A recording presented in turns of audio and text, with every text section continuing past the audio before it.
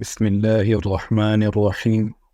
السلام علیکم ورحمۃ اللہ وبرکاتہ۔ آج ہم بات کریں گے حضرت بہلول رحمۃ اللہ علیہ اور ایک لڑکے کا واقعہ۔ یہ واقعہ شروع کرنے سے پہلے اگر آپ نے اس چینل کو سبسکرائب نہیں کیا تو اس کو پلیز سبسکرائب کر لیں، اور اگر ویڈیو اچھی لگے تو پلیز اس کو کمنٹس کریں اور شیئر بھی، تاکہ اس سے ہماری حوصلہ افزائی ہو۔ تو چلیں شروع کرتے ہیں۔ حضرت بہلول رحمۃ اللہ علیہ فرماتے ہیں کہ میں ایک مرتبہ بصرہ کی ایک سڑک پر جا رہا تھا۔ راستے میں چند لڑکے اخروٹ اور بادام سے کھیل رہے تھے، اور ایک لڑکا ان کے قریب کھڑا رو رہا تھا۔ مجھے خیال ہوا کہ اس لڑکے کے پاس بادام اور اخروٹ نہیں ہے، ان کی وجہ سے رو رہا ہے۔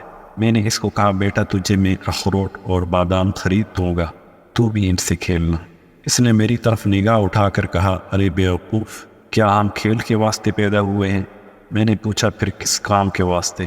کہنے لگا، علم حاصل کرنے کے واسطے اور عبادت کرنے کے واسطے۔ میں نے کہا، اللہ جل شانہ آپ کی عمر میں برکت کرے، تو نے یہ بات کہاں سے معلوم کی؟ کہنے لگا، حق تعالی شانہ کا ارشاد ہے، افحسبتم انما خلقناکم عبثا، کیا تمہارا یہ گمان ہے کہ ہم نے تم کو یوں ہی بیکار پیدا کیا ہے اور ہمارے پاس نہیں لوٹائے جاؤ گے؟ میں نے کہا، بیٹا تو بڑا حکیم معلوم ہوتا ہے، مجھے کچھ نصیحت کر۔ اس نے 4 شعر پڑھے، جن کا ترجمہ یہ ہے کہ میں دیکھ رہا ہوں کہ دنیا ہر وقت چلا جاؤں میں ہے، آج یہ گیا کل وہ گیا۔ دنیا ہر وقت چلنے کے لیے دامن اٹھائے قدم اور پنڈلی پر دوڑنے کے لیے تیار رہتی ہے، پس نہ تو دنیا کسی زندہ کے لیے باقی رہتی ہے، نہ کوئی زندہ دنیا کے لیے باقی رہتا۔ ایسا معلوم ہوتا ہے کہ موت اور حوادث 2 گھوڑے ہیں جو تیزی سے آدمی کی طرف دوڑے چلے آ رہے ہیں، پس وہ بیوقوف جو دنیا کے ساتھ دھوکہ میں پڑا ہوا ہے، ذرا غور کر اور دنیا سے اپنے لیے کوئی آخرت میں کام آنے والی اعتماد کی چیز لے لے۔ یہ شعر پڑھ کر اس لڑکے نے آسمان کی طرف منہ کیا اور دونوں ہاتھ اٹھائے، اور آنسوں کی لڑی اس کے رخساروں پر جاری تھی، اور یہ 2 شعر پڑھے جن کا ترجمہ یہ ہے، اے وہ پاک ذات کہ اسی کی طرف عاجزی کی جاتی ہے اور اسی پر اعتماد کیا جاتا ہے، اے وہ پاک ذات کہ اسی کی طرف عاجزی کی جاتی ہے اور اسی پر اعتماد کیا جاتا ہے، اے وہ پاک ذات کہ جب اس سے کوئی امید باندھ لے تو وہ نامراد نہیں ہو سکتا، اس کی امید ضرور پوری کی جاتی ہے۔ یہ شعر پڑھ کر وہ بے ہوش ہو کر گر گیا۔ میں نے جلدی سے اس کا سر اٹھا کر اپنی گود میں رکھ لیا اور اپنی آستین سے اس کے منہ پر جو مٹی وغیرہ لگ گئی تھی پوچھنے لگا۔ جب اس کو ہوش آیا تو میں نے کہا، ابھی سے تمہیں اتنا خوف کیوں ہو گیا؟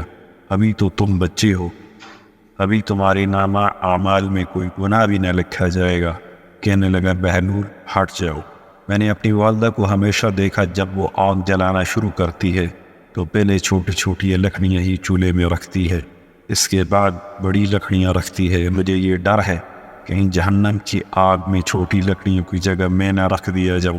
میں نے کہا، صاحبزادے بڑے حکیم معلوم ہوتے ہو، مجھے کوئی مختصر سی نصیحت کرو۔ اس نے اس پر 14 شعر پڑھے جن کا ترجمہ یہ ہے، میں غفلت میں پڑا رہا اور موت کو ہانکنے والا میرے پیچھے پیچھے موت کو ہانکتے چلا آ رہا ہے، اگر میں آج نہ گیا تو کل ضرور چلا جاؤں گا۔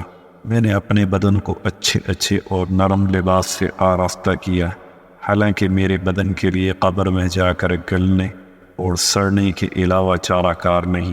وہ منظر اس وقت گویا میرے سامنے ہے جب کہ میں قبر میں بوسیدہ پڑا ہوا ہوں گا۔ میرے اوپر مٹی کا ڈھیر ہوگا اور نیچے قبر کا گھڑا ہوگا، اور میرا یہ حسن و جمال سارے کا سارا جاتا رہے گا اور بالکل مٹ جائے گا، حتیٰ کہ میری ہڈیوں پر نہ گوشت رہے گا نہ کھال رہے گی۔ میں دیکھ رہا ہوں کہ عمر تو ختم ہوتی جا رہی ہے اور آرزویں ہیں کہ پوری نہیں ہوتی، اور بڑا طویل سفر سامنے ہے اور توشہ ذرا سا بھی نہیں ہے، اور میں نے کھلم کھلا گناہوں کے ساتھ اپنے نگہبان اور محافظ کا مقابلہ کیا اور بڑی بری حرکتیں کی ہیں جو اب واپس بھی نہیں ہو سکتی، یعنی جو گناہ کر چکا ہوں وہ بغیر کیا نہیں ہو سکتا۔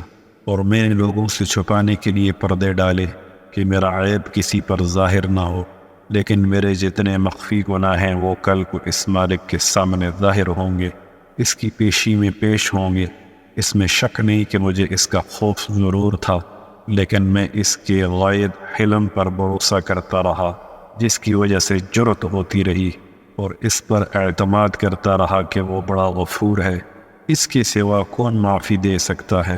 بے شک تمام تعریفیں اسی پاک ذات کے لیے ہیں۔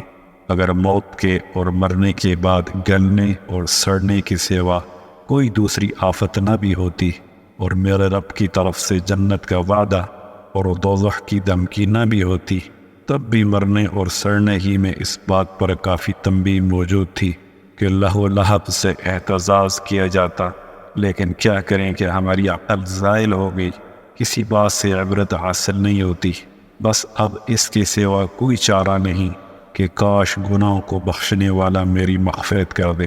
جب کسی غلام سے کوئی غلطی ہوتی ہے تو آقا ہی اس کو معاف کرتا ہے۔ بے شک میں بدترین بندہ ہوں جس نے اپنے مولا کی عہد میں خیانت کی، اور نالائق و غلام ایسے ہی ہوتے ہیں کہ ان کا کوئی قول قرار معتبر نہیں ہوتا۔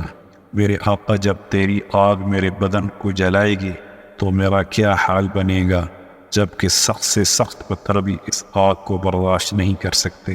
میں موت کے وقت بھی تنہا رہ جاؤں گا، قبر میں بھی اکیلا ہی جاؤں گا، قبر سے بھی اکیلا ہی اٹھوں گا، اسی جگہ بھی میرا کوئی معین و مددگار نہ ہوگا۔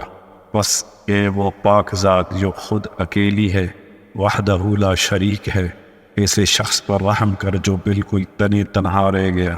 بہلول کہتے ہیں کہ اس کے یہ اشعار سن کر مجھ پر ایسا اثر ہوا کہ میں غش کھا کر گر گیا۔ بڑی دیر بعد جب مجھے ہوش آیا تو وہ لڑکا جا چکا تھا۔ میں نے ان بچوں سے دریافت کیا کہ یہ بچہ کون تھا۔ وہ کہنے لگے تو اس کو نہیں جانتا، یہ حضرت حسین رضی اللہ تعالی عنہ کی اولاد میں ہے۔ میں نے کہا مجھے خود ہی حیرت ہو رہی تھی کہ یہ پھل کس درخت کا ہے، واقعی یہ پھل اسی درخت کا ہو سکتا ہے۔ تعالیٰ شان ہمیں اس خاندان کی برکتوں سے نفع فرمائے، آمین۔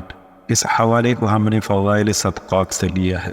بے شک اس واقعے کی ایک ایک نصیحت میرے اور آپ کے لیے مشعل راہ ہے، چنانچہ ان قیمتی نصیحتوں کو ہمیں اپنی زندگی کا حصہ بنا لینا چاہیے۔